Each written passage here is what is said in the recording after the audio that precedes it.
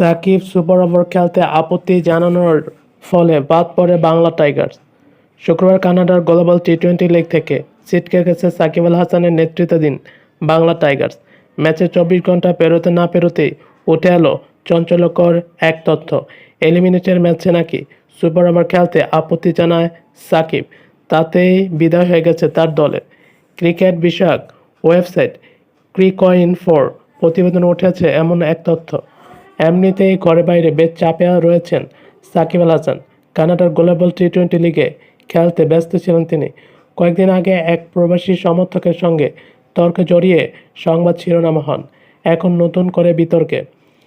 কানাডার গ্লোবাল টি-20 লিগে এলিমিনেটর ম্যাচটি বৃষ্টিবিঘ্ন হয়। আম্পায়াররা সিদ্ধান্ত নেন সুপার ওভার করে ম্যাচের ফলাফল নির্ণয়। এখানেই সমস্যা তৈরি হয়। সাকিবের নেতৃত্বাধীন বাংলা টাইগার্স মাঠে নামতে অস্বীকৃতি জানায়, ফলে সিদ্ধান্ত নেওয়া হয় সাকিবদের বিরুদ্ধে।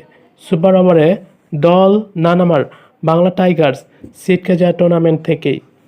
সাকিবদের মাঠে না নামার অবশ্য একটা যুক্তিযুক্ত কারণ ছিল। যদি ম্যাচটি পুরোপুরি পরিত্যক্ত হয়ে যেত, তবে গ্রুপ পর্বে পয়েন্ট এগিয়ে থাকার সুবাদে কোয়ালিফায়ার 2 খেলতে পারত বাংলা টাইগার্স।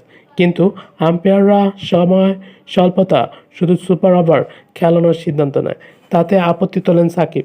সাকিব একা নাকি টিম ম্যানেজমেন্টের সিদ্ধান্ত নিয়েছেন তা জানা যায়নি। তবে বাংলা টাইগার্সদের মালিক জাফির ইয়াসিন মনে করছেন বিজয় নির্ধারণে সুপার ওভার নয়, বরং কমপক্ষে 5 থেকে 10 ওভারের ম্যাচ হওয়া উচিত ছিল। তবে গ্লোবাল টি-20-র প্রধান নির্বাহী জয় ভট্টাচার্যের দাবি, সিদ্ধান্তটা ম্যাচ অফিসিয়ালরা নিয়েছেন এবং সবকিছু টুর্নামেন্টের নিয়মেই হয়েছে। ক্রিকইনফোরকে তিনি বলেছেন, এক ওভারে শুট আউট বা সুপার ওভার হেরে যাওয়া দলটির জন্য হৃদয় বিদারক হতো। তবুও আমরা নিশ্চিত করতে চেয়েছিলাম যে কোনো উপায়ে এই ম্যাচে যেন একটা ফলাফল বের হয়। এই সিদ্ধান্ত অনুযায়ী টুর্নামেন্টের প্রতিপাদের অংশ ছিল।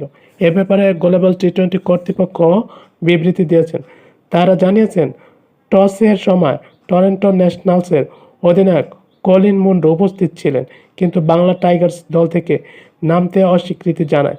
এর পরিণতি কী হতে যাচ্ছে, ম্যাচ রেফারি হরিহরন কৃষ্ণ সাকিব আল হাসানের কাছে সেটার যুক্তিসঙ্গত ব্যাখ্যা দেন।